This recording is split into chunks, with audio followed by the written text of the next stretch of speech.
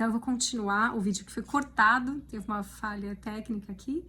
Tem então a gente no Apocalipse, no capítulo 2, o versículo 14, né, que diz assim, na palavra de Deus: tenho, todavia, contra ti algumas coisas, pois que tens aí os que sustentam a doutrina de Balaão, o qual ensinava Balaque a armar ciladas diante dos filhos de Israel para comerem coisas sacrificadas aos ídolos e praticarem a prostituição. Então vai ter outras traduções que vão estar de outra forma, mas que é isso, né? Idolatria e prostituição. Então o que ele fez, então, o Balaão?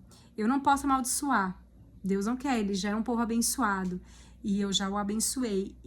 Mas o que eu vou fazer? Eu vou criar uma armadilha, uma estratégia, para que Balaque, então, né, pudesse colocar todo o mal ali dentro, levar os filhos de Israel a se prostituírem, a adorar outros ídolos, e dessa forma o próprio Senhor queria, né, ensinar como um forte ali, eles teriam castigo, né, consequência disso. Então, olha a artimanha de Balaão para agradar Balaque, não perder toda a pompa e tudo aquilo que ele queria, que eram os tesouros, dinheiro, fama, ser com certeza homenageado, honras e tudo mais.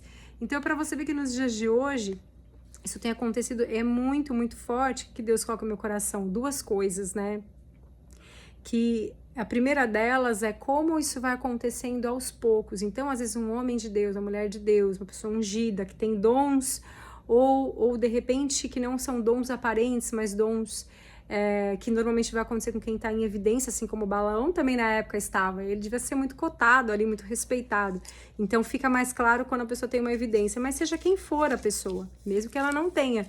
Mas para você ver como o assolador, ele vem e no começo de uma forma sutil, em cima de uma fraqueza que a pessoa já tem. Então a pessoa que tem a tendência já ou à prostituição, ou uma tendência já com a questão da ganância ou da vaidade, e aí nessa brecha é que vai entrar então alguma coisa, né, um banquete mesmo, alguma coisa para tirar essa pessoa da presença de Deus, da mesa do Pai, né? Então, olha o que acontece. Isso é aos poucos, isso às vezes não é de cara. Então a pessoa pode sim ter sido usada por Deus muitas vezes, né? Só que aí nesse momento então ela troca toda a presença de Deus e tudo isso, e o que ela tem que fazer, né, agradar a Deus para poder então ter os prazeres, ter riquezas, fama e etc.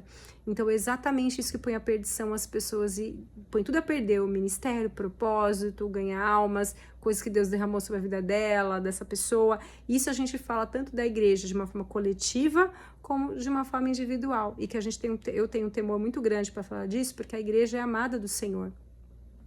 Então, quando Deus ele manda um alerta como esse nessa mensagem agora, não é porque a igreja é totalmente corrompida, não é isso, mas é que existem erros acontecendo, abusos acontecendo, e Deus, por amor, ele avisa, por amor, ele alerta, justamente para que não venha a destruição em cima das pessoas que se recusem a se consertarem, né?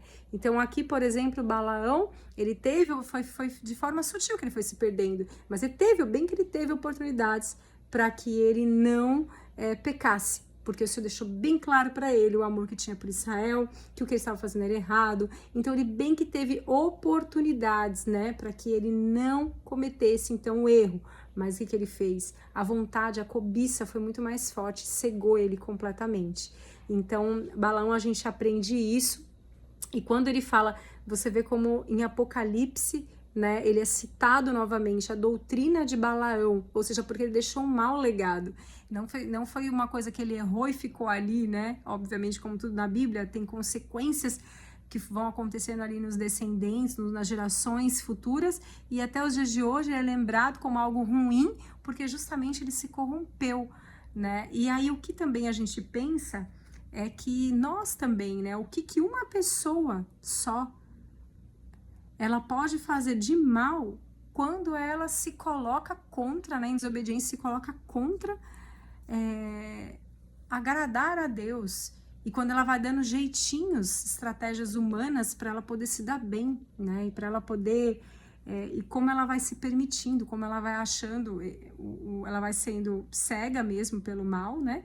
E ela vai achando que tá tudo bem, que aquilo que ela tá fazendo que não é tão mal assim, porque a questão da ganância ela é uma questão que ela tá mais escondida, né? Diferente de uma prostituição, que é um escândalo mais rápido, é algo que a pessoa se perde e ela já é facilmente julgada, mas a ganância é algo que está interno e é mais difícil das pessoas perceberem se está errado, se não está, se aquele líder religioso, por exemplo, se ele está fazendo algo por amor a Deus, amor às almas, ou se é pela ganância, ou se é por benefício próprio. Aí você só vai conseguir ver isso se você observar, e você ler a Bíblia e observar a própria atitude. Se o sonho dele está nas coisas materiais, está em ter um carro maravilhoso, está em ter uma casa maravilhosa em algum país, ou se o sonho dele é por alma, ou se o sonho dele é para ir em uma missão muito difícil, na igreja perseguida, ajudar, enfim, qual é o sonho dele? Qual que é? Porque uma pessoa que tem um chamado forte de pastoreio, por exemplo, ela só pode ter o sonho nisso, né, em fazer uma obra muito especial, em ganhar mais almas, em como ela pode ir num lugar onde ninguém está indo. O sonho dela tem que ser esse. Se o sonho dela não é esse, você já está vendo que os frutos dessa árvore não estão corretos, né? Então, assim, por mais que seja algo meio que escondido, né, a ganância, mas ao mesmo tempo tem coisas que a gente só de observar, a gente já vai perceber que a pessoa não está aliançada com a palavra e, obviamente, o Espírito Santo de Deus não está conduzindo ela. Se ela é um líder religioso e ela está falando que o sonho dela é algo material, o meu sonho é X. Essa pessoa certamente ela não tem o coração pelo que ela está fazendo, não está com o coração ali. O coração dela é totalmente materialista para as coisas materiais, então ela poderia de repente até orar a Deus e fazer uma outra coisa. E de repente nem ter a vocação dela para um pastoreio ou como um missionário. A mesma coisa de você falar com um missionário, o missionário não tem vontade, não tem o sonho de ir numa tribo indígena para evangelizar, ou ele não tem o sonho de ir num lugar também que não tem acesso ainda. Se o sonho dele não for esse, ele também está fazendo, também está errado. Ele também está no lugar certo, com certeza. Então o chamado que Deus deu para ele estar na empresa, então isso é evangelizar dentro da empresa. Então são coisas que tem uma distorção muito grande e é muito disfarçado, e por isso fica muito fácil das pessoas dizerem que não é bem assim, né? Que se de repente tem uma estratégia humana que é usada para enriquecimento, fica mais fácil, depende de falar que não, a gente está usando uma estratégia humana, uma estética dentro da igreja, ou uma estratégia nas redes sociais, não, é para atrair pessoas. Acaba ficando um pouquinho mais disfarçado e muitas vezes a estratégia toda é feita para benefício próprio. Então a gente tem que falar sobre isso, porque se é realmente como um espírito de Balaão aqui, como diz na palavra do Senhor, isso é abominável diante de Deus. Então, você mesmo que está nesse lugar, você não pode se calar e achar que está tudo bem. Não, você tem que orar por essas pessoas e você tem que ir para outro ministério. Porque como que você vai permanecer em algum lugar se você perceber que isso não está correto?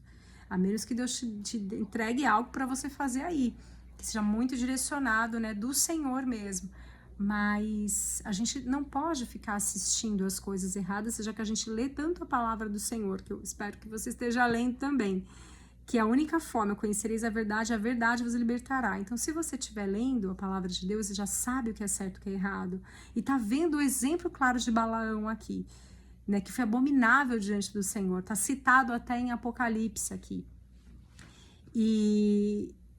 E se você está vendo tudo isso, assistindo tudo que a gente está passando agora, creio que uma limpeza na nossa, nos nossos pregadores, na nossa igreja física, né? Então, se você está percebendo e acompanhando certas coisas, então você tem sim o dever de orar por isso e de exortar, de conversar, inclusive com essas pessoas. Porque às vezes um alerta seu pode ser sim Deus usando a sua vida para que essa pessoa se conserte.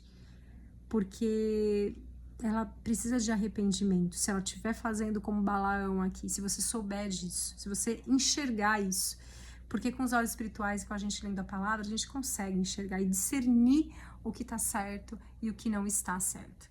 Porque a gente não pode fazer como nos tempos de Jesus e trocar Jesus por algumas moedas, assim como Judas fez, comparando bem, é muito forte isso, mas né, é verdade.